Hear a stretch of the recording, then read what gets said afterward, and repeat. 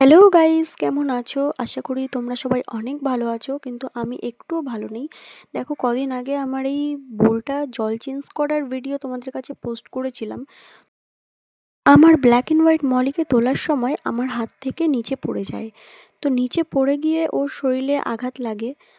তারপর আমি ওকে নিচ থেকে তুলে আমি আবার জলে ছেড়ে দিয়েছি। তো তখন ও ভালোই খেলছিল। আমি ঠিক বুঝতে পারিনি ওর শরীরে কতটা ব্যথা লেগেছে। দেন আমি ওকে জলে ছেড়ে দেওয়ার পরে ও ওর বন্ধুদের সঙ্গে ভালোই খেলছিল। বাট আজ ২ দিন ধরে আমি দেখছি বোলের জলটা প্রচুর ঘোলা হয়ে গেছে। আমি ২ দিন আগে জল চেঞ্জ করেছি। ২ দিন যেতে না যেতে এতটা ঘোলা হয়ে গেছে। তো দেখো, ওখানে ব্ল্যাক অ্যান্ড হোয়াইট মলিটা পড়ে আছে। ও মারা গেছে। হয়তো কালকে মারা গেছে। আমি খুব একটা খেয়াল করিনি। তো ও মারা যাওয়ার কারণে ব্ল্যাক মলিটাও খুব একটা ছটফট করছিল। ওর শরীরটাও ভালো ছিল না। তাই ওকে আলাদা করে রেখেছি।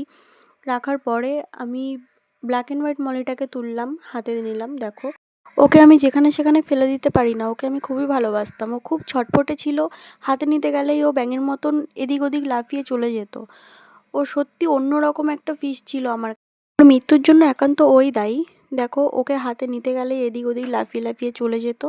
তার জন্যই ওর আজকে মৃত্যু হয়েছে। তো তো আমি ওকে এখানে সেখানে কোথাও ফেলে দেব না। আমি ওকে আমার বাড়িতেই রেখে দেবো।